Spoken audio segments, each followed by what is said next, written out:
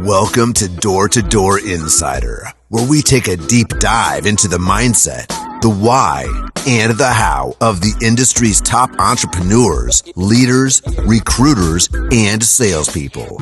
We are the Door to Door Nation. Here is your host, Lee Barber. Let's go.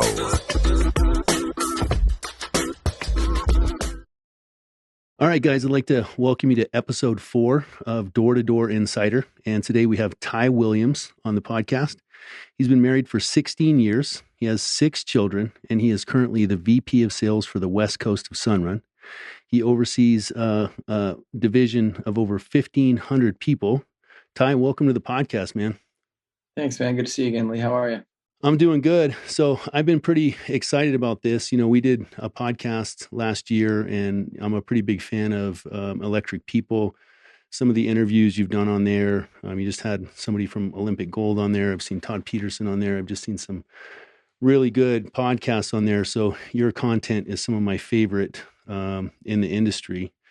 So I'd like to start kind of with, just so the listeners can get to know you more if they don't, a little bit about your early history in Door to Door. If I remember correctly, you've been in for 18 or 19 years now? Yeah. So I started in 2003. 2004 was my first summer. So I think this is my 19th year. Yeah. And so how old were you when you started? 22. So what was the first year, 22-year-old Ty Williams? What was his outlook, approach? How did he get into the game? Well, that guy dyed his hair about every other week. He was going to a lot of punk shows. In a way, not much has changed. In a way, everything has changed. The thing that I always like, whenever I talk about this, people have to remember that there wasn't really an industry back then. You know, like I was doing a training the other day and we were talking about Rodney Mullen, you know, the pro skateboarder Rodney Mullen. Mm-hmm. And his dad gave him a skateboard. Like Rodney wanted a skateboard forever. And he started skateboarding in like 1978. And when his dad conceded and gave him a skateboard, he made Rodney promise that he'd quit in 5 years. Now I always tell people Rodney Mullen is to skateboarding what the Beatles are to music. Like every bass trick and every like iteration pretty much stems back to Rodney Mullen. I'm not a skateboarder myself. I just am fascinated by this. So is he like pre-Tony Hawk? Yeah, I mean, he's on that original Bones Brigade team. So like Tony Hawk, Steve Caballero, Rodney Mullen, right? And so, but the crazy thing is probably wasn't terrible advice for his dad to say, you have to stop after 5 years, because there was no professional skateboarding industry back then. Yeah. Like there was no tricks there. It was just completely unheard of. And honestly, man, it wasn't that different when I started knocking doors. Like there wasn't people. I was told my first year that if I could earn $15,000 in a summer, you know, and I was like, well, if I could do that, I wouldn't have to work while I go to college. And that was as big as the goal was. Mm-hmm.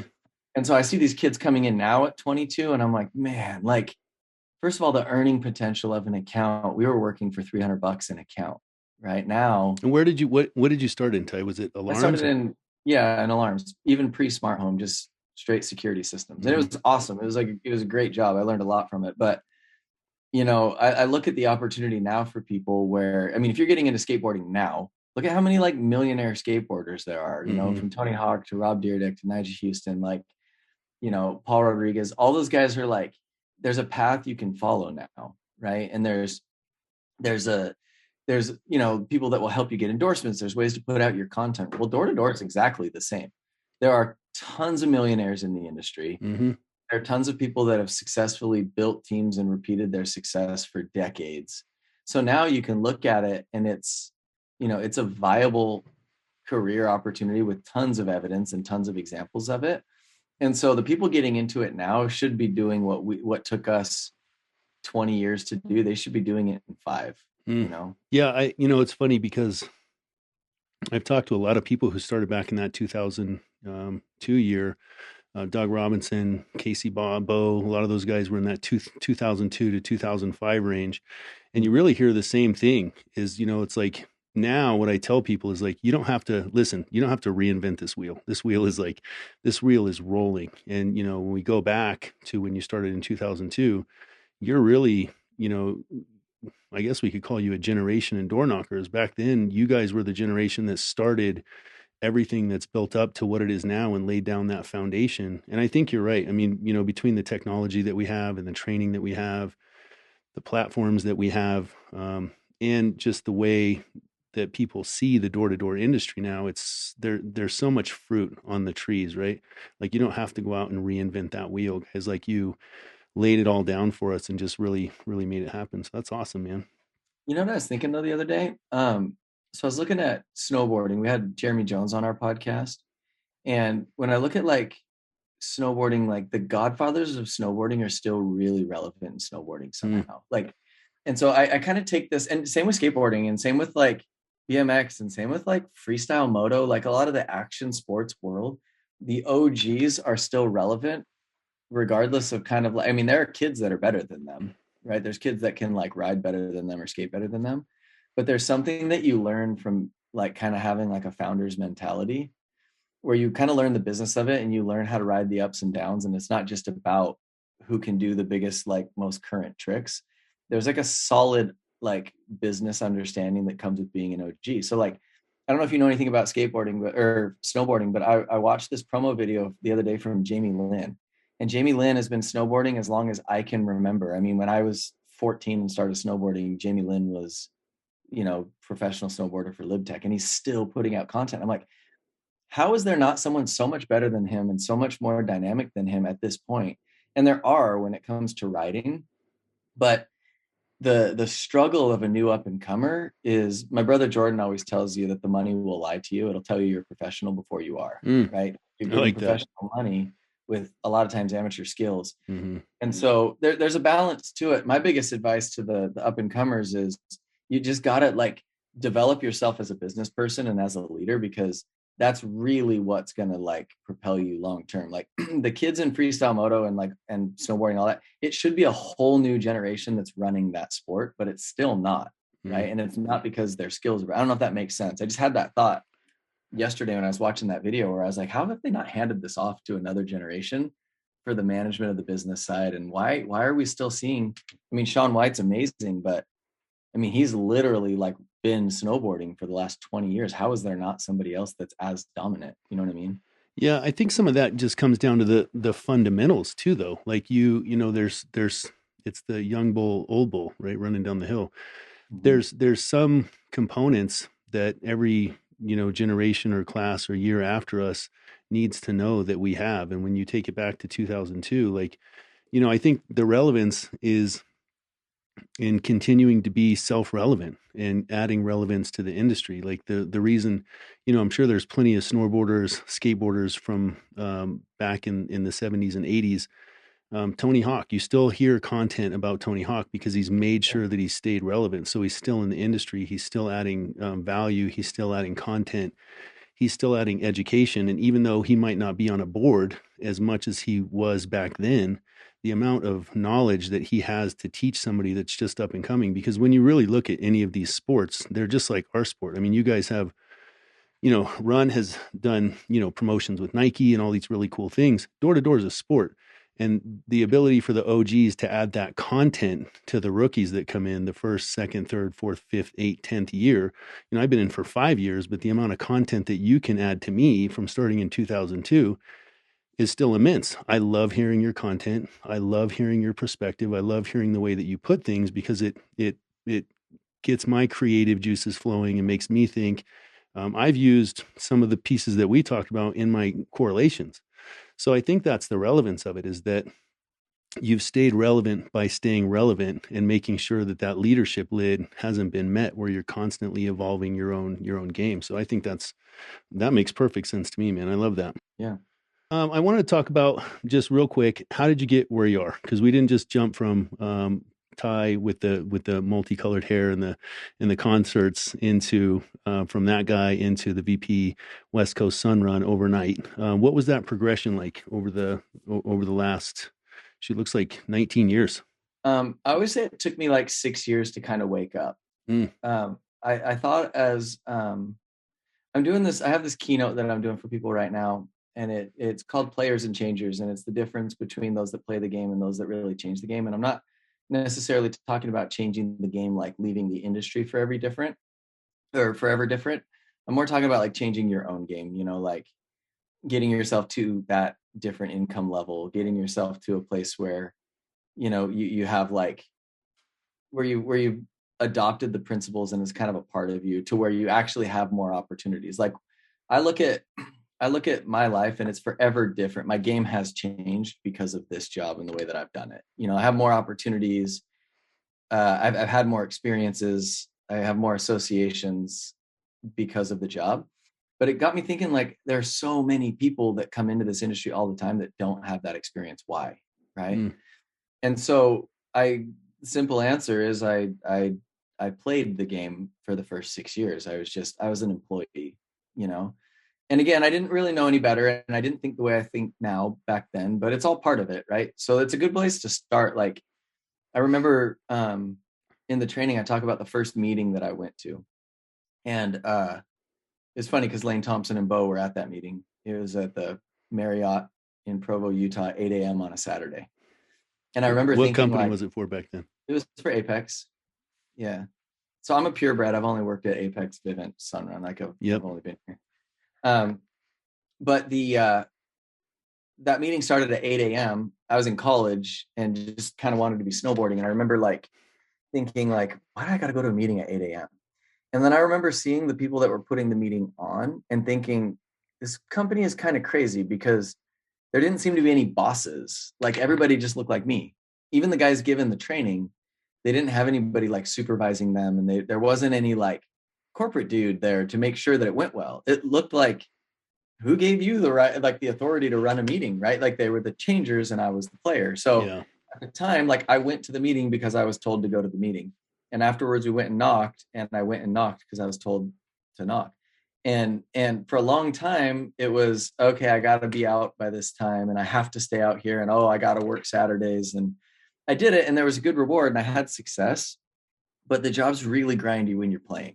Like when you're just, when you're keeping someone else's schedule, when you're keeping, when you're hitting the metrics that someone else sets for you, when you're getting pushed, it's just, that's where you talk about, I'm going to do this for one more year and then I'm going to quit.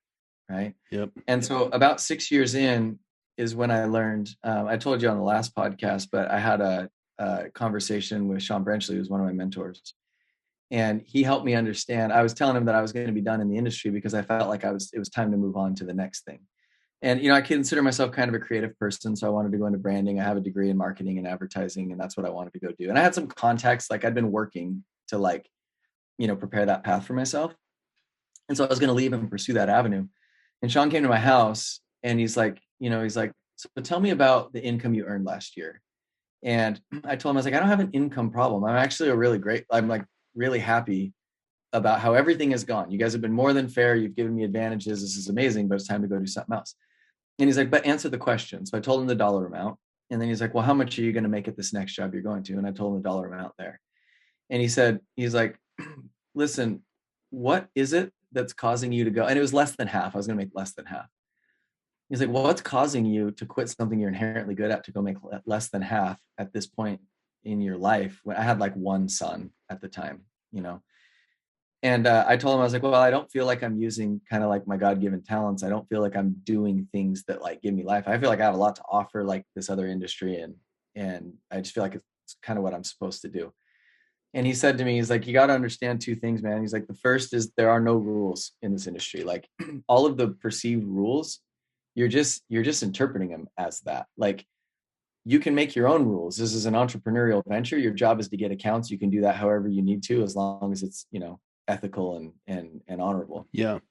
And, that's kind of like an eye opener to me, where it's like, oh, I don't have to be this ultra competitive guy, which I'm not. I'm internally competitive, but I'm not externally. I'm the same. I'm the exact same. Yeah. And so things like that. And then the other thing is, he says, you have got to find a way to infuse your talents and the things that make you unique into your business, because once you do that, you'll be a truly unique product.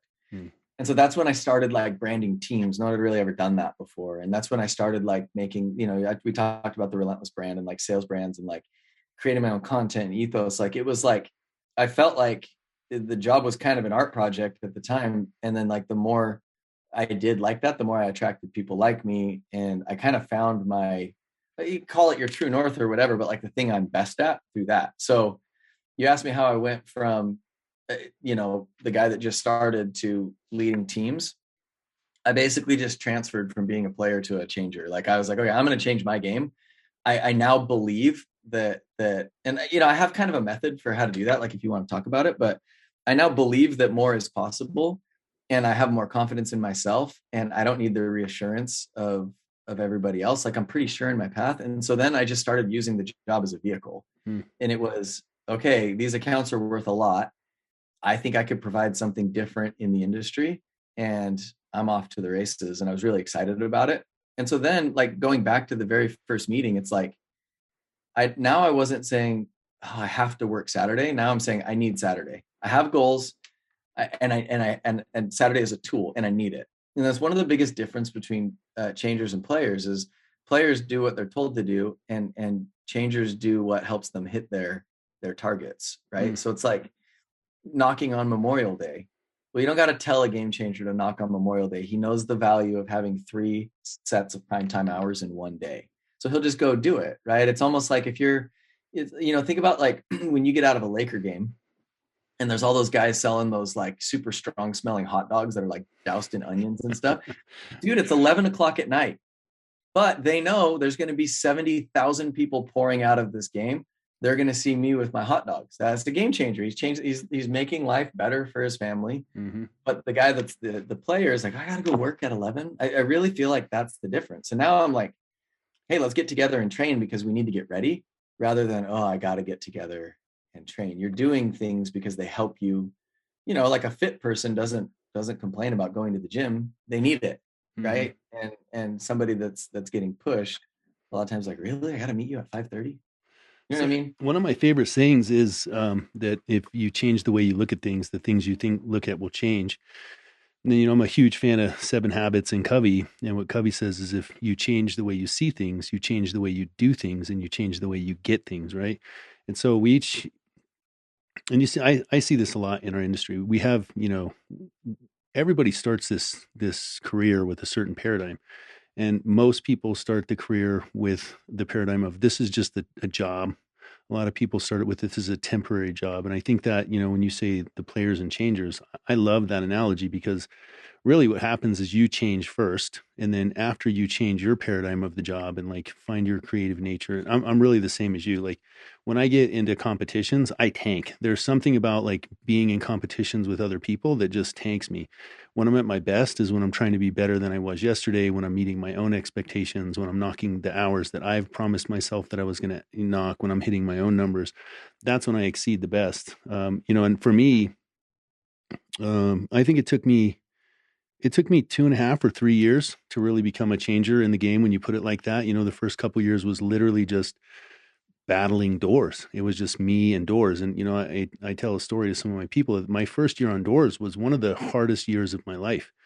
I just knocked so much, and I had so much fear and so much anxiety, and everybody was better than me. And I have naturally I have this habit of comparing myself sideways. So while I'm not in a competition with you, I am in a competition with you, and you're better than me. And so I have to go harder. And so I just knocked myself senseless that entire first year and into the second year. And I almost quit. But I really started falling in love with being able to help other people. And that brought my creative side out. So when I could transmit that data into somebody else and I could help them be successful and I could help them go through, those emotional struggles, the financial fears, the anxieties, the am I good enough? Can I do this job? That's what I fell in love with. You're very, I love some of the artwork and things that you've created in the branding. You're just amazing at it. My creative side really came into people. And so I love that. When I became a changer, it was because I changed myself and I was able to help other people change. So you said you had a method. What was your method? I do want to hear it. Yeah. So I think it's 3 things, because I think a lot of people something that's kind of, I think, is wrong with this industry right now is a lot of the sales leaders have kind of become like motivational speakers where they like show up and like give a speech. And we have people for that. There's a lot of people for that, but there are very few people that can actually tell you how to do it. You know what I mean? Like, and I can name a bunch of them that I really respect, that it's like, here's the thought and here's how to do it. So like the way I always do my sales training is mentality. Here's how to think about it. Method. Here's how to do it. And then exercise. Now you do it. Right. But most people just do mentality. They just show up and they're like, show you these clips about these game changers. And they're like, all right. But that doesn't actually help. I don't think that's like, we have people for that. And so what I've tried to do is say, okay, what did I do unconsciously that I can kind of re-engineer backwards so that you can speed it up? Because what took me 6 years should take you 6 months. That everybody's so much better now. Like the industry's better, you can share easier. So what I found is there's 3 methods to it, or there's 3 kind of steps to it. The first is skill, the second is belief, and the third is behavior. And I found that as I've worked with teams for a long time, most people just do those 3 things backwards. They start with behavior. And that's why the job is so grindy, right? So they'll say something like, say for example, like I hate playing football. I do. I suck at it. So say for example, I was like, okay, I'm gonna get better at playing football. And so I'm gonna practice football every day for an hour. What would happen is I'm like a determined person, so I'd probably be able to do that. But in order for me to do that, it's going to require a lot of just grit and willpower. And the problem with willpower is what? It's finite.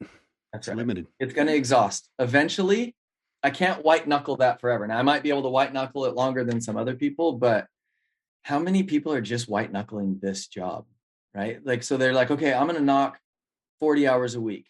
And then they text you and they're like, hey, say what's up to your number 1 rep. It's me. It's a new day. I'm going to crush it this year. And then they actually try. Like they really try. They mean it. Yeah, they mean it when they say it. It's just they're holding on, and eventually you just kind of can't do it. Now think about this way. What happens when you learn a new skill, right? Like what happens when you get even a little bit better at something? Like say, for example, you show me how to throw a perfect spiral in a way that doesn't make it look like I throw funny, right? Well, if I get that little bit of skill, right? What am I going to want to do? The next time people are throwing a ball, what am I going to want to do? You're going to want to throw it. Yeah. Oh, dude. Hey, let me show you the spiral that Lee showed me how to throw. Yeah. To throw it to me. Like I can show you something, and I want it to come out. If you throw me a ball today and you're like, come join us, I'll be like, I don't want to do it. People, we don't like to do things that we're not good at. The gym, and knocking, everything. Yeah. Like, so if you say, hey, I want to go to the gym every day, but once you get to the gym, you feel stupid because you kind of don't know what to do and you don't know if you're doing it right, then you're probably, you're not going to change the game or your game. You're not going to become super fit. But if you like, if you learn something where they're like, hey, there's really 3 exercises that you need to start with. And once you master these, and then you start to do it, you go, oh, okay, cool. Like I'm comfortable now. I want to do this. And so, you think about like little kids, like, and I got a lot of little kids in my house. And so every time I come home, no doubt they're going to want to show me the pictures that they drew. Now, are they the best pictures ever? Like from an art standpoint, right? No. I mean, they're the best because they're my kids. Yeah, they're your right? kids. But yeah. They made them. And so they developed a skill, and then they're going to show them to me. Dad, look, I learned how to draw a surfboard, or Dad, look, I learned how to draw a football game or whatever. And so when you get that little skill, I mean, you're on a different chemical cocktail, right? That triggers the release of positive, like habit forming chemicals, and you feel different. And you actually scientifically and chemically want to keep doing positive things so you keep feeling that way. So if we just start on our skills, right? Just start on your skills. There's a million things to get better at. Like the longer you do this, the more you learn. Again, back to Rodney Mullen. Say you learn how to ollie and kickflip and you're like, okay, I've done skateboarding. And then you see someone like Rodney and you're like, oh my gosh, I will never master this. There's so many things that you can get better at, from prospecting and what order do you talk to people in, and how do you engage a decision maker better, and how do you know which houses are higher possibility of participation than others. And then you go to qualifying, and how do I identify people, and how do I know what hot buttons will work better with which people. And then I look at presentation, and how do I say things that are more engaging to people, and how do I create like a back and forth dynamic rather than pitching at somebody. And how do I preempt some of these objections? Then you move into objections and you're like, okay, how do I increase my ratio at which I can bring these objections up first? And when I don't bring them up first, how can I combat them? How can I be more agreeable? How can I pave the way to closing? And then when I'm at closing, how can I successfully transition? How can I reassure? How can I transfer ownership? All of these, how do I come off as the confident consultant? All of these things. And then how do I get referrals?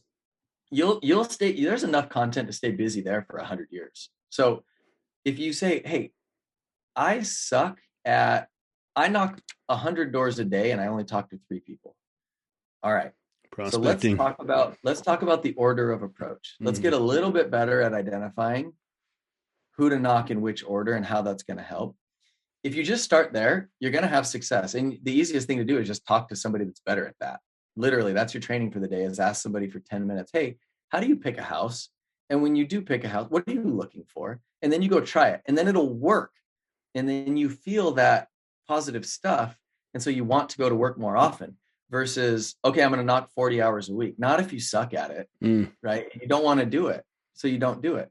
But if you say, hey, I'm going to try bringing up price in this way that I heard from one of the guys. I'm going to work on it all week. And what I'm going to do, or I'm going to bring up the contract this way. And then you try it and then you get better at it. Then when someone has a contract problem, you're like, dude, let me take a swing at this. I'm the contract guy, right? So when you improve your skill, what happens is subconsciously and kind of effortlessly, your belief increases. Think about like the self-help industry. There's a lot of like content on start with why and what's your why. Well, if you would have asked me in 2003 what my why was, I would have told you to go to school without having to work. That's as big as it was. I didn't have my aperture open. I really didn't know what was possible. And then you get the far other side of people that are like, I'm going to be a billionaire. And when they say it, your body doesn't believe it and their body doesn't believe it, but they're trying to find it. So to that person, I would argue, just get good at it. Like, dedicate yourself to the practice, like completely commit to building the skills. And then what happens is you start to think, oh my gosh, I could do one of these a day. I'm getting better. I can sort of start to see it, right? You look at surfing. So I talk about surfing a lot because I learned how to surf as a 36-year-old. And so when I first started surfing, it was embarrassing and terrible and cold and, all those things. But once I caught my first wave, right, it was like, whoa. And I got home and I told my wife, oh my gosh, I felt it. I know why people surf. I felt it today. And then I wanted to go feel it again. Right. So once I caught that wave, and dude, I'm popping up on the beach. I was paddling in the harbor to build up my lats. I was watching YouTube videos. I was doing pop-ups in my bedroom before I came. I'm doing surf stretches. I'm doing like all of the things to try to like just build some little skill. But then once I got it, a little bit of it, right? Well, then my belief increased where it's like, I actually think I live in a surf town. I was like, I think I'll be able to ride any break in this town. That's as big as my goals were. I think I could show up to any break and hang eventually. So I didn't like meditate to figure out my belief. I just got a little bit of skill. I just devoted myself to the practice for a little bit. And then the belief just started opening up, started opening up. Now, I've been surfing for 4 years with coaches and stuff. And I believe I can do more than I used to. And my goal now, I surf every break in town and I don't get run out of there. I'm not the best surfer in the world, but it's like, okay, that was my life's ambition. And I hit it in 4 years surfing, not that much, right? So as your skill increases, the belief will go right up with it. And so if you're coming into this industry thinking, okay, I'm going to be a millionaire, that might be too big. Maybe what you say is, hey, I'm going to like focus on the practice. I'm going to develop these skills. I'm going to try to become a good closer. And then you become a good closer and you're like, man, I think I can make $500,000 a year doing this. Like, I'm seeing the path. That leads us to our last step, which is behavior. What do? Surfers do surfer stuff, right? Door knockers do door knocker stuff. Yep. You're right. Athletes do athlete stuff. So it's like, if my skill is high and my belief is high, the behavior takes care of itself. The hardest part of the equation is handled already. So now, okay, I'm working on my skill as a surfer and I have very specific things I'm working on right now, right? As I start to collect personal victories, I always say confidence is a collection of personal victories. So as I start to collect those, my belief goes up. And so what was good for me 2 years ago no longer is good for me. And so my behavior, if I'm in town and the weather is good and the waves are good, you know where to find me. Going out. And it's not hard for me to wake up early and go do it. Like, the behavior piece is relatively easy. So how do we do that for our profession, right? I mean, I think it's pretty obvious. Like, man, stop stressing, stop worrying, stop setting crazy goals. Just devote yourself to the practice. Start to develop skills, and as you develop skills, work on your belief. And there's in the training, there's books and there's things that you can read, and there's like questions you can ask yourself. And some of it's from Stephen R. Covey of like how you increase your belief. But don't start there, and don't start with behavior, right? Have something to offer, and then you can see it. Then you can be like, oh my gosh, I think I can actually sell one of these. And then once you have that skill and you have that belief, you know where to find those guys on Memorial Day. They're just doing sales stuff. They just, Dan Reed used to say, where is your body and when? Like, that's behavior. It's like, well, where are you right now? And a changer, you know where he is. Yeah. And a player, he could be anywhere. You know what I mean? Man, I feel like I'm in school right now. There was so many nuggets in that. That was just absolutely fire. So let me stay on this topic just for a minute. So from, a management perspective or a leadership perspective, and listen, I'm guilty in both directions of what you mentioned. I mean, I was trying to go inside myself and look at some of the correlations that we do here in the office. And I think we have a pretty fair amount. I think that, sometimes because of the emotional behavior of the job, that sometimes that mindset training is needed, but we do work on a lot of door skills here. So in your opinion, I mean, you've been in the game a long time, and I literally feel like I'm in school right now. So I guess this is just more of a personal question, but it might help everybody.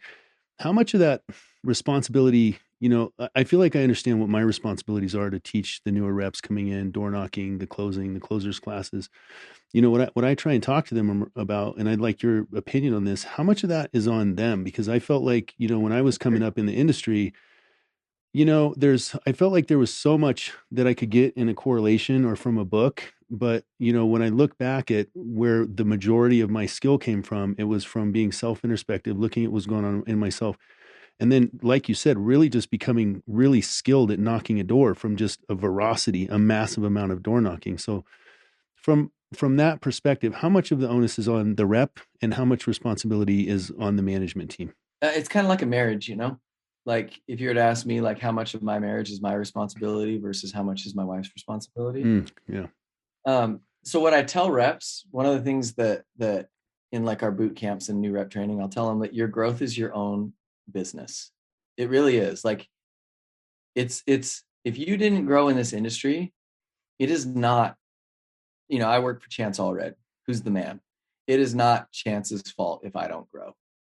Right. And it's not, if somebody works for me and they don't develop, unless I'm a total, just jerk, fraud or whatever, it's like, you really like these things that we're talking about right now, nobody put them in me. Now I've had a lot of people that have facilitated. I've had a lot of great examples, and I've had mentors that, nobody is self-made, right? Look around. Yeah. Right? I agree with you.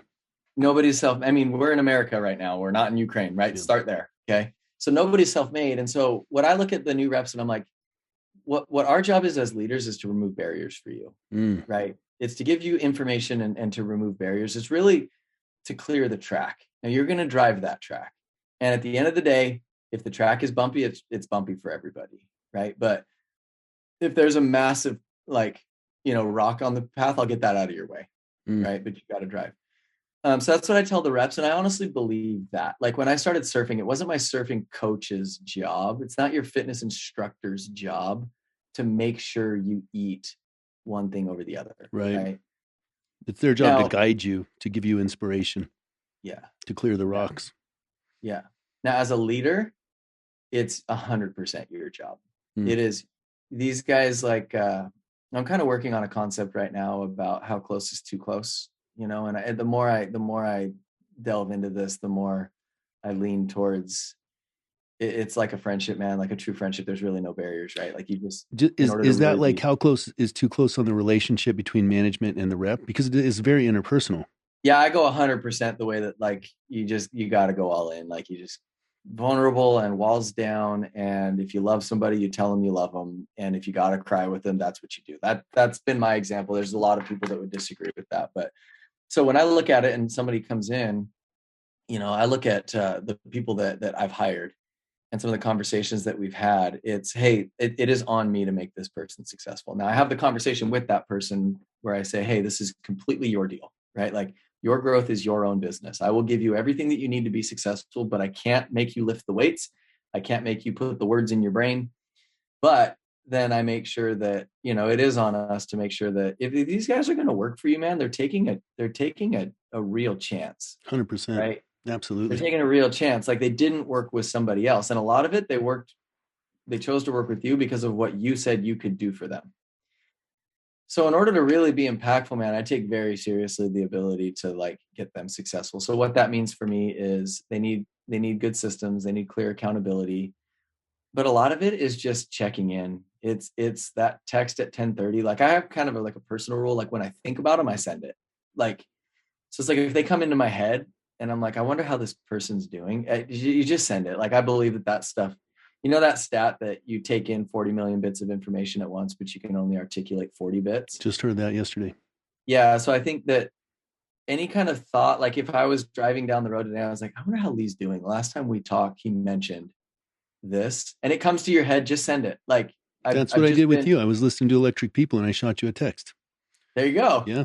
Here we are. I'm honored, man. So I think how much is on the rep? 100%. And then how much is on the leader? 100%. Like these guys have a choice. So I shared this last time, and I'll probably have people rolling their eyes when I say this, because this is I say this a lot, pretty much every time I speak, but I had an opportunity to do a Q&A with Tony Robbins. I think we talked about this last time. And he said the most sacred thing you can give a person is your love. Just something that is just 100% vulnerable and born of you. And you really, like, once you give it, it's just really personal and out there. But he said the second is your work. And then he said, you're going to spend more time at your job than you will with your children. So you better make sure you're giving that to the right person. Right. And so I see a lot of people that are like, oh, dude, like I really think I should be with a different company, but I'm loyal to this guy. It's like, dude, you're giving the second most sacred thing in the world to somebody that's not deserving of it. And that guy might be a great guy, right? But it doesn't mean that he should get your non-redeemable quality. Like really, like, it's not the right word, but it's so I take that personally. Like if somebody is working with me, that means they're not working with somebody else, right? And they're giving me something that they're not giving their children, which is their time and their guts at the time. So in order for me to be any good at my job, I have got to make sure that they made the right choice, right? That they really are. And it doesn't mean you're winning every quarter of every game. That's another thing too. Like sometimes people like come over here and they're like, I thought you said this was better. Like it's not like a Super Bowl winning team was leading every quarter, every game. Yeah. Now they win more often than they lose, and that's what you sign up for. And I think that's really important. But you have to be able to look at the trajectory and say, I'm at Sunrun doing what I'm doing because I believe it's the best place to deposit the best that I have. I honestly believe that when I look into every corner of the business. And so I can work really like relentlessly without any kind of regrets. And I can be really like, I can be really like violent in my ideas, and like I can just go really hard at it. I don't feel bad when I have to travel for work and all that kind of stuff, because I believe it's going to the right spot. But I do think that's something that people should think about. Like is the opportunity and the individual receiving your work deserving of it? And we're not, as leaders, we're not perfect. It's not to say I'm always like deserving of everybody's work, but I'm also probably not always deserving of my wife's love and all that stuff, but do I win more than I lose? And, am I on the right track? That's something you really have to take seriously. So making someone successful, man, if they're willing to lift the bar and eat the food, I'll do anything. If they're not willing, like I heard this thing from John Maxwell once on a podcast with Tim Ferriss. And he said that leaders will lead 3 different type of people. There's those that see it.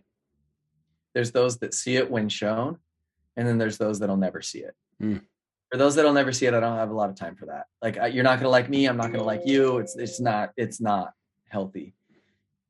See it when shown. I'm in for that. If you'll see it once shown, then, and I was that way, right? 6 years took me to kind of wake up. So it's not like I saw it immediately, but then there's those that see it. There's those that immediately come in and we're seeing that now with a lot of like people that are finding this after doing another venture, like people that have done, we have this guy in Texas that just signed up with us that he he'll know who I'm talking about. Shout out, Matt. But he came in, man. We did a phone interview, and he's like, I'm this type of person. I'm this type of person. I'm not scared of doors. I will work. And when he said it, I believed it. Like my body believed it. Mm-hmm. And he is out there doing like 7 closed deals his first week, 8 closed deals his first week. And a lot of those, he just sees it. Mm-hmm. He just sees it. And so for that guy, you keep a clear track ahead of that guy. If you have to go 5 miles ahead of him to make sure that that thing is pristine for your driver to come through, that's what you do. And then there's other guys you kind of have to ride in the car with them and say, hey, if you took this corner straight across, you'd be a lot faster. And then they try it and they see it and then they go forth and do it. And then there's those people that you sit in the car with and you're like, I'm telling you, if you cut this corner, and they refuse and there's a problem, and if the car was better, you just got to like politely get out of the car and close the door, because you can't, it just won't work, you know? Love that, man. There was just so many nuggets in that. I love the how close is too close. You know, this is so much what you just said. The how much is too close is really powerful, because this is a very interpersonal industry. It just is, because it's, you know, in my view of it, when you get into the changer level and you're dealing with players, what you're really doing is you're pouring yourself out into other people, you know, and then what those people are doing, you know, Casey said a long time ago, one of the things I picked up from Casey is they're putting their ladder against your wall. So they're investing their time and their effort, you know, the one thing that they have, and it's time, like you said, it's time away from their family. It's time away from somewhere else. They've trusted you. And that is a very interpersonal relationship. And I feel the same way. I've been very vulnerable in my career, and, you know, loving people and becoming close to people when I'm teaching them. So I'm a huge fan of that. And, you know, the way that you talked about the drivers, I think that's amazing, because what I see is I want everybody to have it. I just want you to have it. I want you to be a changer. I want you to change your life and the way you see things, and, you know, your mindset going from, you know, into an abundance mindset in your family's lives and other people's lives. But there's oftentimes I want that more than the other person wants it, and they're just not willing to go in and do that work. So That's my biggest frustration in this industry. Like that's the thing, when I want it for someone more than they want it for themselves. And it'll constantly, like, how close is too close? It'll constantly put you up against where it's like, wow, why do I care about this person's like retirement more than they do? Like, why? I've just learned that you just have to, like, and sometimes it's just going to be that, right? Like, how many times did I disappoint my parents growing up, and how many times will my kids disappoint me? But eventually, you know what I mean? And so it's like, but I do think that you can't inefficiently waste your battery and your energy on people that will never see it. I agree. To those, keep driving the way you're driving. You're doing great. I'm here if ever you need me. Mm-hmm. I'm going to go show this guy who really wants to learn how to take this corner faster. And I'm going to give anything that the person that's burning the fastest lap wants, because that person is capable of more than I am. And they're going to be, that's who replaces me, and hopefully quickly. You know what I mean? Yeah. So one of the things that you said on the last podcast that we did together has really stuck with me. And we talked a little bit about this before the show started. And what you said was, and you only hit on it really lightly that in that conversation. So I'd like to have you unpack it. And I think you've talked a lot about it here. But you said first comes the work in the career. First comes the work, then comes the planning, and then comes the mindset. And, you know, that was like inception, man. You cast the die in my head that lasted for months. And I keep replaying that. And I was, you know, dealing with reps and correlations and all the things that we do here, and watching people just in the work and thinking back to my early career. And I always pictured my early career. It was so tough, man, for me, because I just knocked so much. It was like, I always pictured those ravines they would dig, like in the old wars. And I just pictured like, who's in those ditches, digging those ditches. And that was like doors for me, where I'm just in the mud, in the water, just digging this endless tunnel to keep everybody out of battle. And that was like never felt more alive. Yeah. And, right? It was like, that just was the work. And then, like, you know, after a couple years, when I started falling in love with other aspects of the job, like going out and, you know, in my first couple, I hated knocking with a guy. I didn't want to, I was so in my head, I needed to focus. But then, you know, my work was multiplied by other people's work, and I started having to plan. So I had to plan around the work that I was doing. And then, you know, 5 years later, all of those things have come into fruition. And my whole growth right now, everything that I'm focused on is mindset, because I just believe, well, I know that, we are what we think about most. We become what we think about most. We become what we perpetually think about. And that's where my mind is now, is I'm just in this mindset of abundance, because I see like, oh my gosh, if I just do all this work and I do all this planning, all of this stuff comes to fruition and all these amazing and beautiful things happen. So I wanted to have you unpack it more, because I wanted to hear your perspective, because it's just been that die cast in my head for months. Well, so I stole that from James Clear. And he had this quote that says what to focus on. And then it says, to the beginner, execution; to the intermediate, strategy; and to the expert, mindset. Yeah. So I do a keynote on that too. It's called Phases. And it's basically it's kind of like an Enneagram for direct sellers, like, the personality test. It's like, if you're at this spot, this is what you're going to kind of come up against. And you did your test, didn't you? What did you come out as? 7. I haven't done, I heard you talking about on electric people, and I have it on my goal list to get it done. I want to check it out. Yeah, it's awesome. The cool thing about Enneagram is there's like hours and hours and hours of social scientists that'll break it down on YouTube. It's really helpful, especially from like a work perspective. Like, I know it's really helped me understand kind of where I need to spend time and what my positive tendencies and negative tendencies are. It's really helpful. So we think about this. I always look to why does it work for some people and not for others? Why do some people never change their game? Everybody comes to this industry to get some end, but very few people actually do it, right? And so I think that's the right order. To the beginner, execution. At the beginning, those people that are like, hey, before I knock, I need to know everything about the product. I need to, I need to read all this stuff. I need to write out my pitch 24,000 times. I need to see you knock. Yeah. I need to right? So that's the problem, is that strategy. Yeah. But strategy to a beginner is inefficient. Like, if I wanted to learn how to golf and I was like, okay, I need Tiger Woods to show me how to golf. Tiger Woods could show me stuff that a YouTube video could show me at the beginner level, because I'm a beginner. So someone else can show me how to hold a club, and someone else can show me the plane that I should swing on, and someone else could do that, right? And so really what you need to do while you're a beginner is you need to execute those trenches that you were digging. You need to go through that, because if I were to go to Tiger and say, hey, I've never golfed before, what he'd likely do is he'd say, okay, go to your local course, sign up for golf lessons, get a handicap, play for 5 years, play every single day, and then call me, right? And then I would do that. And by the time I got there, maybe I would be an intermediate and I'd be ready for strategy. And then you could actually tell me something that would help, right? But think about knocking doors. When you take a very beginner out, they think it just looks easy, right? They don't have the context. Yeah. And so what they need to do is execute. And so in solar, what I say is, if you have less than 30 career installs, you're a beginner.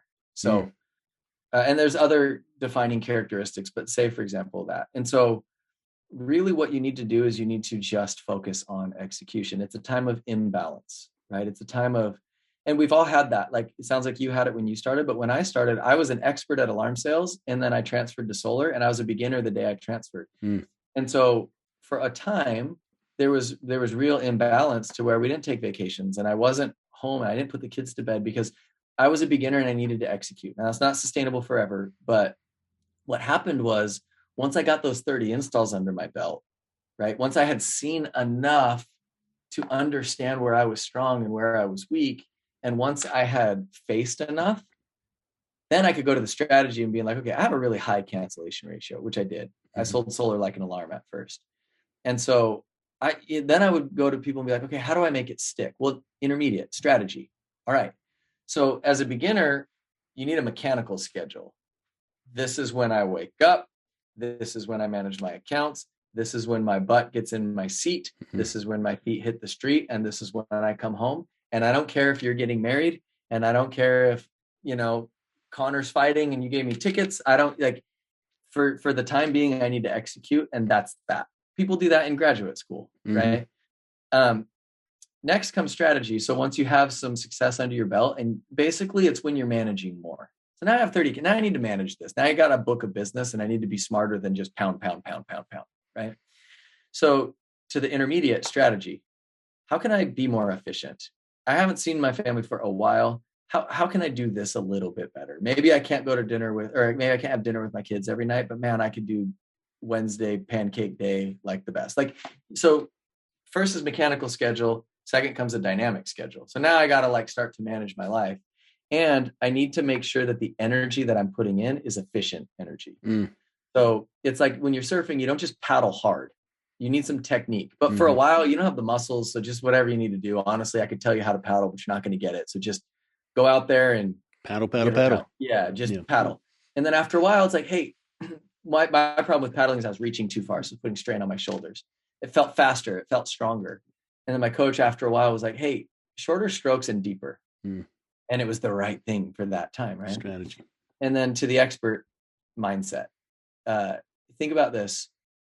Think if Tom Brady, says, oh, these refs aren't calling anything our way. I know this guy, he has something against me. This dude hates me.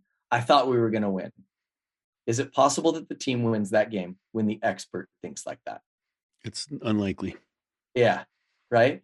But when they're down and everybody watching the game is like, Patriots lost, the Buccaneers lost. And Tom Brady is saying stuff like, hey, we still have 22 minutes of football left. It's mathematically possible. I've seen this happen before. To the expert mindset, the expert influences so many people and so many events that you can't afford to be off. So I think of like my most senior leaders thinking things like, oh, this is so bad, or NEM 3.0 in California is going to kill us. It's like the expert mind is a gun, right? Like if you use it to provide providence and food for your family, it will provide for you forever. But if you start shooting it into a populated room, the havoc that you'll wreak is literally like, it's so catastrophic. So when I think about that, it's like, hey, what are you pointed at? Right? Like, keep your head. Often, like for a leader, it's keep your head. Think of somebody that's like crazy, like look at Kanye West, right? Just crazy rich. Expert level income, expert level musician, expert level artist. When that dude loses his head, what happens? It's bad. Tabloids and drama and millions of dollars and the record companies and the people attending concerts and cities, the effects are catastrophic. But when he keeps his head, he can uplift an entire population. Absolutely. Right. So that's the power that experts have, is when you get to that expert level, man, you can't afford to think like a beginner. Right. But it comes. So again, first you do the work. There's no substitute for it. You have to get in there and you have to execute. Then look around and say, how could I execute better? But before you have a bank of execution, like just jump in the water, dude. You're so worried about paddling. Just get in the water. Just go paddle. Yeah. And then after strategy, it's mindset. Some days are bad. Some days are good. I just reread Turning Pro by Stephen Pressfield. And one of the things that he says in there is, to a leader, 1 bad day is nothing. 10 bad days is nothing. A bad year is nothing. Did I say to a professional or did I say to a beginner? To a professional. Professional. Yeah. Because they realize it's just mindset, man. Some days are bad. Some days you lose. Right. But you lose your mind and it's a gun, right? It's a gun in a crowded room.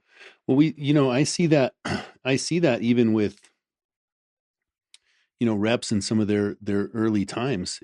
I'm so grateful that I asked you that question, because I had not perceived mindset in that way. And it really is a weapon. I mean, it's the power to create, either in a positive direction or a negative direction. And, I always view leadership as, servitude. It's serving your people. And as the leader of even one person, but many people, I do keep my mindset very positive, and I help people through their negative mindsets. But I love that you put it that way, because it really put into perspective how powerful that mindset can be and how clear you need to have that. But you see reps get into that mindset, and for them, it can be like, almost a spiritual or job suicide, where they're so negative and it's just negative. And if they have a leader or even a manager that's in the same mindset and they're just targeting down, they're going to lose the game. So I love that you put Most that. frustration comes from focusing on the wrong thing, Mm. right? So like you see a lot of like beginners that are like, I gave this training to a group, and a guy pulled me to the side at the end and said, "Hey, I'm a beginner by the numbers, but I do expert things." So obviously my advice to him is you need to execute. You need to do beginner stuff and then because who wants expert coaching from a beginner? Right. Like it makes everything you do so much more powerful, but it's also right. Like it's like getting your back aligned. Like when you're aligned and focusing on the right thing, like again, I've been there. I've been an expert transition to a leader day, or expert transition to a beginner one day to the next. I've been there, and I know what that feels like, and it's uncomfortable and it's hard.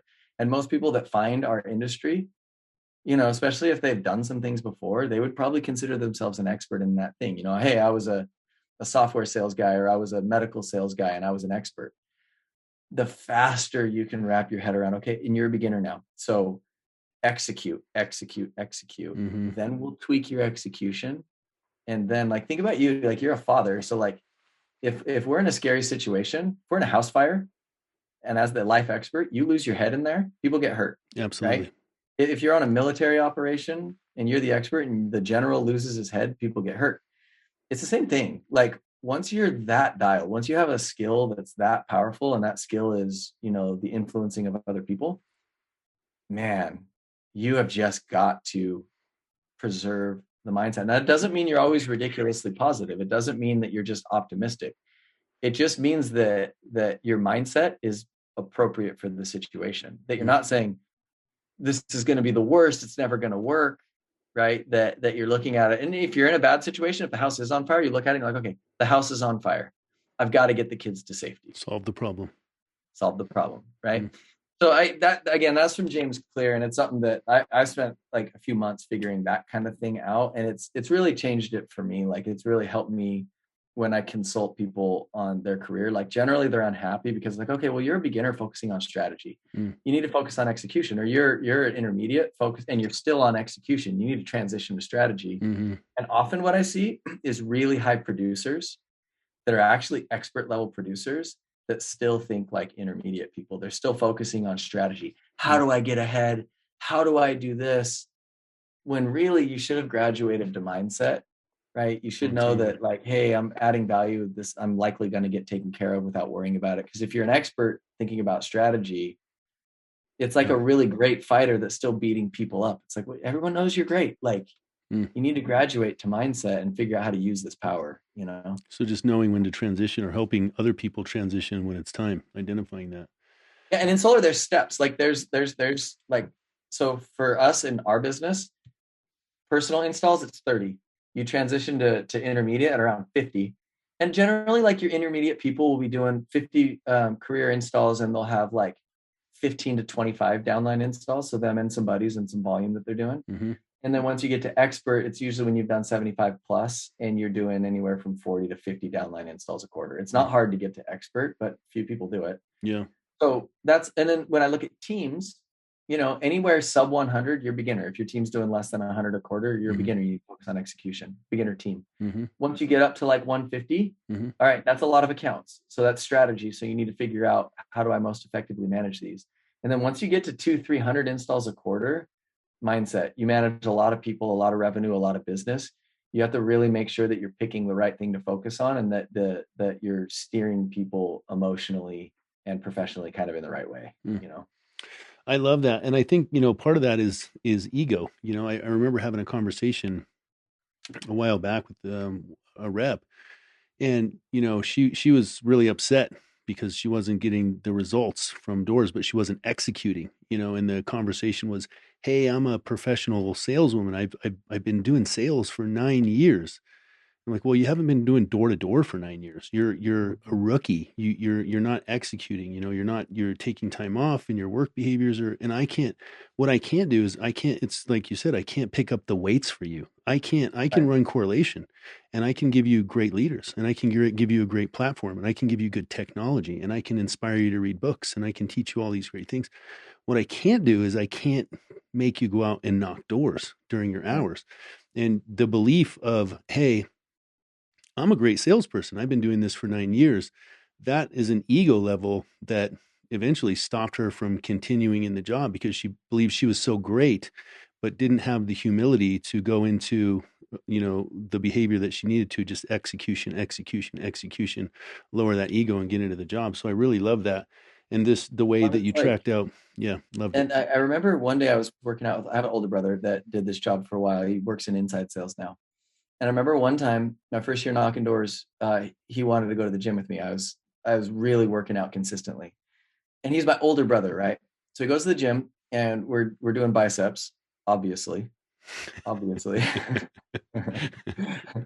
So we really were. We were doing curls, and I picked up like 12-pound weights or something like that, and he picked up 15-pound weights.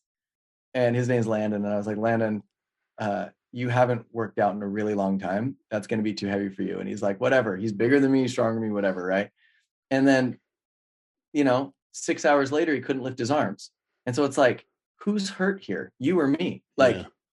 you know what I mean? And so like what happens when you generally focus on the wrong things is it just slows down your progress. So it feels like, no, dude, I'm not going to do 8-pound weights. But if you do 8-pound weights, that means you can work out tomorrow. Mm-hmm. And then that means you can work out the next day. And 4 months from now, you're curling 25-pound weights. But if you're just going to pick up the 15-pounders once every 7 days when your body heals, your progression will be slower. So if you want to be a leader, if you want to grow, execute, strategy, mindset, that it happens in that order. And if you just try to go mindset, people will know that you don't have the execution and strategy. Like I've seen that too. Like a lot of guys come in and they're like, I'm going to be the leader. I'm going to teach guys how to do it. I don't really do it myself. I'm going to teach guys how to do it. It's a really slow progression. And often the only way to actually do it is, dude, if that foundation is cracked and you build on it anyway, eventually it ends in having to tear down the structure, fix the foundation and do it right. Right. Like you have to go through that. And if you just do it, it seems like, again, no one wants to lift the 8-pound weights, but you go fast forward a year, who looks better? Yeah. Well, the problem too in the industry is that, we do see that in the industry where, I always really, and I've talked about this, so many times, but I related a lot to like a basketball game, and there's guys that can watch a basketball game from the sidelines or on TV, and then they can have a conversation with you. And man, they really understand basketball and how the guys move and how the players move and what the rules are. But if you put him on the court, it's another situation. And so the problem with our industry is when, people haven't gone through the processes and the massive execution and the strategy, the problem lies in that, you can talk somebody into coming and playing basketball with you because you sound like you know what you're talking about. The problem with our industry is that people are trusting you with their livelihoods and their lives. And if you don't have a track record of making other people successful, you can really talk somebody into damage. And so, this is just a lot of don't skip the process, enjoy the process, love the execution, love the strategy, and, embrace the mindset once you get there. But going through the work and actually playing the game strenuously for years is what develops you, in my opinion, into a good leader, into somebody, it's just me just sitting here listening to you talk about mindset and how it can be a weapon in either direction is powerful for me. And that's, I'm just so glad that you got on the podcast with me today, but that was powerful. So one of the things, man, you just seem like this almost unicorn to me. I mean, you're like, I'm working on a project. How close is too close? And like all of these things seem like they have these categories of like, Ty is just in the back room behind the curtain, like masterminding a bunch of really cool stuff. And I just love it. So one of the things I wanted to ask you is, for me, I'm really focused. I'm hyper focused on mindset. I just started to get into neuro-linguistic programming. So I really want to focus on that, on my self-development. But I just went through read a bunch of mindset books and like, who I am is who I think. What stage of personal development are you in your life? Maybe not just in work, but just kind of all around. Like where's Ty's evolution currently? Man, that's such a great question. And I don't know that I know how to answer it, but I am feeling, dude, maybe I turned 40 in a month. Yeah. Yeah. Welcome to the party. I'm 46. Yeah, dude. I'm going to wrap my hands around the throat of 40. I feel like developmentally, I've learned that this job is not the job, right? Like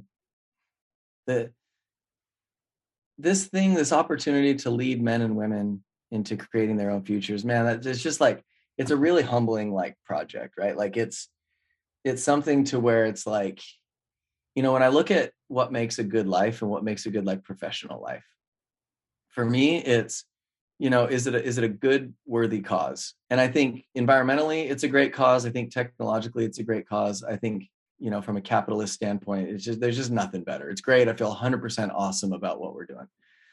The real job is developing men and women to really like change their game. That's really what it is. I agree with that. And so I feel like I understand that now. And so I make decisions really differently. You know what I mean? Like sometimes the decision is going to a bachelor party for somebody at 10:30. That makes it sound like a party. Don't party. But sometimes that's the best thing because this person needs to know that you're his friend, regardless of what uniform you're wearing. And sometimes it's drawing a really hard line with a really close friend. And sometimes it's exiting a relationship. And I feel like when you understand that the job is to develop humans and become something yourself in the process, I'm starting to make those decisions really differently. And I'm starting to think about, that's why like how close is too close and phases and changing the game. Like that's why I've started to develop my own thoughts on that because I'm really interested in it and I'm curious on it. And I'm trying to operate in a manner that makes a difference for people. Because we're evolving, we're getting better. So personally, a couple of things that back to the phases kind of training. I would now consider myself an expert in solar direct sales and leadership. No, so I think there's a few things that leaders struggle with at this phase. One of them, if I'm just being really honest, and for the people listening, this is what your expert leaders struggle with. Often it's longevity. They're exposed to so much more. They know about the legal threats. They know about emerging technology. They know the foibles of people they know like the follies of the leaders. They know the threats that exist. They've potentially had depositions and they see more, right? And so long-term mindset, they really have to focus on that mindset or else they can lose their way. The other thing that is hard is a long-term mindset is they start to count the money. A lot of times your experts start to count the money and they start to think stuff like, 4 more years and whatever, I'm good. Right? So dangerous, man. It's just so dangerous. You just have to like save and invest recklessly. So you never have a lot of money at your disposal. But and so for me, I've gotten to the point recently where I had a baby 7 months ago and I'm committed to working with, I need to be a good example to my kids and I'm going to work until he graduates high school. So somebody's got me for 18 years, 17 years, right? So while I'm there, I don't like the way I feel when I'm not maximizing my potential and when I'm not like doing great work. I just don't like the way it feels. So I'm subscribed to do that. Now I'm starting to get to the point where some of these other ideas that I have, I need to find a place to put them. Right. So I don't really know what that means, but I'm listening and I'm reading a lot of really interesting stuff right now. Man, I'm like 8 books in like on this year and I just can't get enough right now. And I go through kind of waves on that, but a lot of it is kind of like just real impact stuff. I'm reading Creative Calling by Chase Jarvis right now. Chase Jarvis is a famous photographer. It's cool, man. It's got me asking myself all kinds of questions. I told you I just read Turning Pro. I just read It Takes What It Takes by Trevor Moawad. Have you heard about that book, Lee? You would love that one. What is it? It Takes What It Takes. So he's Russell Wilson's developmental coach, and he worked with I think Arizona. Mindset stuff, it's really good. I read The Practice by Seth Godin. So it's all this stuff of like, what are we really doing here? And how do we maximize our impact? I don't know. I'm just trying to add value, I guess. No, I love it. That's what I was going to ask. I didn't mean to interrupt you, but one of the questions that was one of your most recommended books, but it's what you're really talking about is all of the books that you're reading. And if you would sum them up, it's really just like trying to find who you are next. It sounds like. Yeah, it's. I want to hit really hard. We started talking about these snowboarders, and by the way, these snowboarders are still adding value. It's not like they're old dogs. Like the stuff that Jamie Lynn is making over at LibTech is better. He's doing the best work of his life, right? Like, so I'm committed to this. I don't know. I feel like it's really impossible to separate who you are from what you do. And so I just need it to like I feel charged and happy and fulfilled when I'm doing great work. And so I'm really committed to doing great work. But I'm so excited that we're figuring this stuff out. Like some of the technology that we're building as a company right now is really cool to me. Some of the human behavior stuff that we're figuring out in some of our applications, I can't be too like open with it, but like that's really exciting to me. Um, we're nearing a tipping point in solar, right? Like we're by the math, if you look at the whole country, we're in the innovator phase. If you look at where I'm at in California, we're in the early adopter phase. But when we hit early majority phase, So you don't even think we're an early majority? we're not. That's amazing. So innovators are 3% of the population. That's where the country's at, but we're not in like a lot of the Midwestern states, right? So then you go to like 3 to 10% would be your early adopters. So I equate those categories like, so like your innovators would be people that are like writing blogs on what the iPhone 14 is going to look like. And there was this order that came into Italy for certain glass, and I think this is it. Those are the innovators. Very few people. And then your early adopters are the ones that are like, they'll do it when it's still inconvenient. Like they'll buy the Tesla before there's chargers everywhere. They'll sleep at Best Buy to get the phone first. Yeah. Then most of us, if you get to that early majority phase, early majority down to innovators is 50% of the population. So those are the ones that buy once they're convinced that the technology will be the technology of the future. So maybe there's not enough Tesla chargers, or maybe I have to pay a couple $100 to get out of my iPhone contract, but I want that new one. And we haven't hit that yet. And once we hit that, man, like it is going to be something that we'll have measurable difference in kind of this global, not just climate change thing, but the overall like security of the grid. And I'm not just talking about vulnerability to attack, although obviously that's become a lot more of a concern in the past couple of months. It has. But I mean, when the wind gusts in California, we shut the power off because it could start fires. Like what? So we're at a point where the grid's never been as unreliable as it is right now, where the costs have never been more out of whack.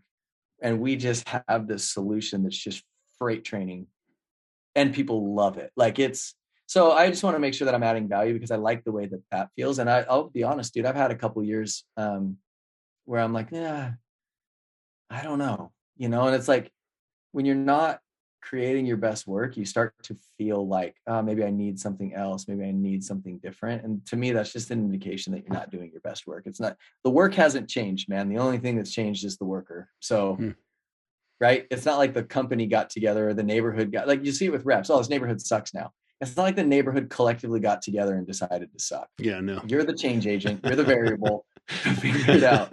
And if you're an expert, it probably starts with your mindset. Yeah. Right. So 100%. it's a really hard question to ask as far as where am I at developmentally, but I'm just trying to develop. I'm really recommitted to developing. And I find a lot of developmental progress through maybe like unrelated things. Like, it's not like I'm knocking more doors, right? Like I'm reading this book about Chase Jarvis and how he found his maximum impact. And, I've been surfing for a while and, I have some other like, I'm writing more content than I used to, and we're podcasting too and interviewing really interesting people. So a lot of it is just based on, I just like to create stuff and hopefully it adds value. But at the same time, you deal with that. Who am I to create stuff? Like, I wonder if there's another level after mindset, and it's innovator, right? Because that's what it sounds like. It's funny. I had a conversation with somebody a couple weeks ago, and I had two conversations. One of them was like, what is the disruption to the solar industry? And a lot of the times I relate myself as, I'm like a fish in a pond looking up at the people, like, what are those people thinking? Like very finite amount of ideals on some of these things. But other people are looking at the industry and saying like, how do we disrupt the industry? How do we disrupt the solar industry? And that's the innovators, where you're taking something and you've gone past execution and past strategy and past mindset, and you're kind of satellite view of the entire industry. And, I think a lot of what I hear is you have to stay in love with your creative side and passionate about the job and helping other people. But at some point, even that can become stagnant. And then you say, how do I disrupt? How do I innovate? How do I create? How do I change paradigms like across the board? So, I mean, that's when I heard that, I was like, man, you are an innovator. You've become an innovator. Like it's past the changer. It's almost like a game changer, so that was pretty dope, And man. maybe that's even like in a small degree, like maybe it's like you innovate your thought patterns, maybe you change your process, maybe you take on something else, like Yeah. I also find when I stagnate, it's often when I stop sharing, and I generally will stop sharing because it's usually because I'm not developing, right? So it's like you have to have something to share in order to share. Yeah. So it's as easy as, are you reading the books? Mm. Are you investing the time? Are you, when you're visiting teams or when you're doing trainings for your team, is it your best work, or is it just, what do you guys want to train on today? Right. But there's something to be said for, again, we're all just kids wanting to show somebody our picture, like if it's like, if you're sitting down and it's your turn to train today and your manager said you got to train on objections, are you just going to do an objections training, or are you going to like go in, really freaking smack that thing and really think about it? And so I always say that creativity is the result of a curious and engaged mind. It's like really creative people think that their creative solutions are just obvious, and look at parenting. Parenting is the best example of that. How did you figure that out with your daughter? And you're like, well, I think about her a lot and I really want her to be happy. And so this thought just came to me, right? Well, a lot of times with work, it's the same thing. It's like, what's the difference between a player and a changer? How come so many people come here and don't get what they actually want? Well, if you think about it a lot, and if you're really engaged, the answer will come to you in a really obvious way. But if you really don't work that much, and when you're not working, if you're really not thinking about it, curious and engaged. So if you're not those things, you generally don't get creativity. But it's weird because in this book I'm reading, he talks about creativity is not like this. It's not art. It's not like the ability to like make crafts and things like that. Yeah. Right? Yeah. It's an inner calling. It's how we navigate the world. You think differently than me. You act differently than me. You walk differently than me. If they were to analyze our handwriting, it would be distinctly you. It's just being yourself and being yourself completely, So I don't know. I think all good ideas come from exposure to other ideas. All of them. It's not like you sit in a vacuum and all of a sudden have this idea that no one's thought of before. It's you and I talk and that innovation thing, that's really interesting. Let me work on that. Let me think about that. Let me find examples of that. Right. And then you talk to other people and then you go out and you do the work. And then all of a sudden you have a theory. Right. And then you're writing the fourth strategy or the fourth focus by Lee Barber. I love that, man. So a few more questions. I don't want to take up too much. This has just been, one of the questions that I usually ask, or I have written down is, what would you recommend to a rep in the first 1 to 5 years? But my recommendation, I don't even want to ask the question. Anybody that's in their first 1 to 5 years, go back and listen to this 3 or 4 times, because you have just dropped so much fire on the skill, the belief, and the behavior being backwards. I mean, there's the execution, the strategy, and the mindset. Like, I had never conceived that, because it's time in the industry. I think, oh, what's the behavior? Like, I want to teach you by the behavior. I know what the behavior is. Go knock a lot of doors. Well, that's backwards. Teach you the skill, get you comfortable in the doors and the correlation, give you the skill, give you a way to innovate the skill. And then you'll go out and normally start catching on to things and gaining that skill. And then you'll get a belief. And then the behavior is a natural consequence of those. So look at Steph Curry. So Steph Curry, like, if you said to some people, get to practice an hour before practice, to a player, they're like, are you freaking? I already don't want to go. Yeah. I already got to be there. Yeah. But Steph Curry wants the time, right? So it's like, okay, his skill is getting better. So then what do you think? Like, he envisions the ball going through the hoop. He shoots it a bunch of different times. And so he's working on his skill. So in the game, he believes that if you get him the ball, he's got higher odds of scoring than everybody else. Thus, his behavior is such that he needs the extra time, so he just goes early. It's so obvious, but you're like, oh, this creative routine. But if you just said, hey, I'm going to do Steph's routine, you wouldn't have the same result. You have to do it kind of in that order. That's money. Yeah. So the advice to the 1 to 5 year rep is like, go back and listen to this podcast a couple times. So I normally ask most recommended book, but I'll take it. It Takes What It Takes. And who's that by? Trevor Moawad, Moawad, I think. My favorite book is As a Man Thinketh. As a Man Thinketh. It's free, dude. As a Man Thinketh is James Allen's gift to the world. It's free on Apple Books. It's like 60 pages. Okay, so 2 recommendations. We have favorite book is As a Man Thinketh. And then second, it takes what it takes. And so last question to take us out. I love asking this question because guys like you are people that I look up to, that are inspirational family men, fathers, husbands. There's women that I look up to who are amazing also. But in work, everything that you do, the way that you lead your people. So, who are the people? Who's your biggest inspiration? Who's your biggest mentor in your life right now? Who's impactful to you? So my parents are the most like amazing combo for just, obviously like in those transformative years, if you have good parents, it's just an advantage that you just can't overstate the importance of that. Right. So both of them grew up in a small town. My dad was an athlete, like a state high jumper.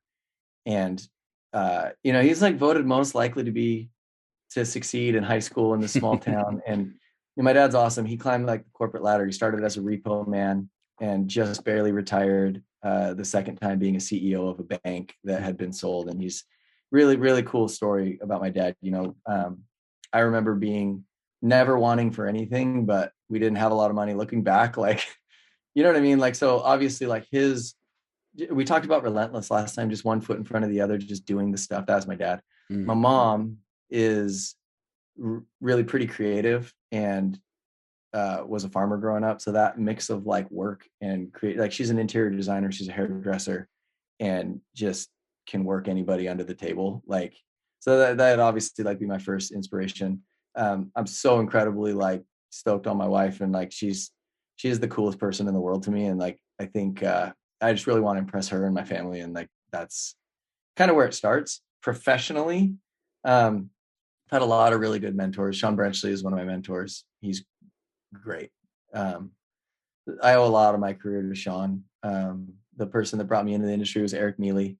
He taught me a lot of like the training, like he put a method kind of to the madness. A lot of like Stephen Pressfield's work. I read a lot of Stephen Pressfield stuff. He wrote The War of Art. It's one of my favorite books, but he talks about how to actually take all these ideas and produce things with them, Chance Allred is the best sales strategist in the industry. That's why I always tell people I work for Chance now. Chance is a beast. Yeah, absolutely. Dude, his sales strategy is just so on point. I mean, literally from growing one of the biggest regions at Smart Home to starting the biggest alarm dealer to then coming back and building Vivint Solar to now be the CSO of Sunrun. I mean, he has played it so right. Even when like things have not ended the way he thought they would end, like he has just out strategized everybody. And for Chance, man, it goes, if you were to play like a friendly poker game with him at a cabin tonight, he will out strategize you. And if he's going to like make a career, he's awesome. Yeah. Paul Dixon's great. I work with Paul. He's our COO or our CRO. Just incredible minds, man. Like he went and raised billions of dollars on Wall Street with no real like education on how to do it, just figured out the financing for the industry, went out and did it. But I get a lot of inspiration from the people that technically org under me. Like I work with Dave Madsen, I work with Taylor Turnbull, I work with Nick Hansen. My brother Jordan is my partner.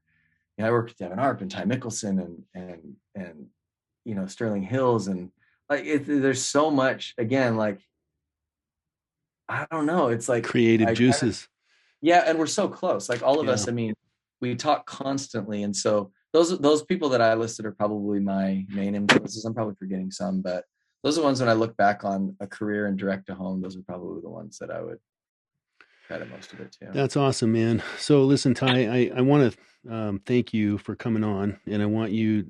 So first of all, Electric People is Ty's podcast, everybody. And if you haven't listened to Electric People, he's just had some phenomenal guests on there. I've listened to all the last episodes, and I've gone back and forth on some of the earlier episodes, trying to catch up on content. But where can Electric People be found?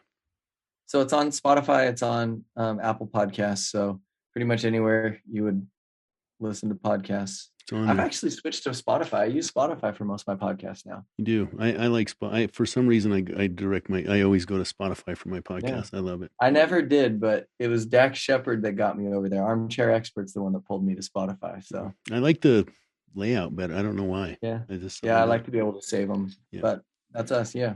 All right, Ty, I appreciate you coming on, man. It's been an honor. For me, that was literally like being in school, which is my favorite thing in life. I just love getting good content. So I hope the listeners got a bunch out of there. I appreciate it, man. Thank you so much. Thank you, Lee. It's always good talking to you, man. Talking to you too. Appreciate you. All right.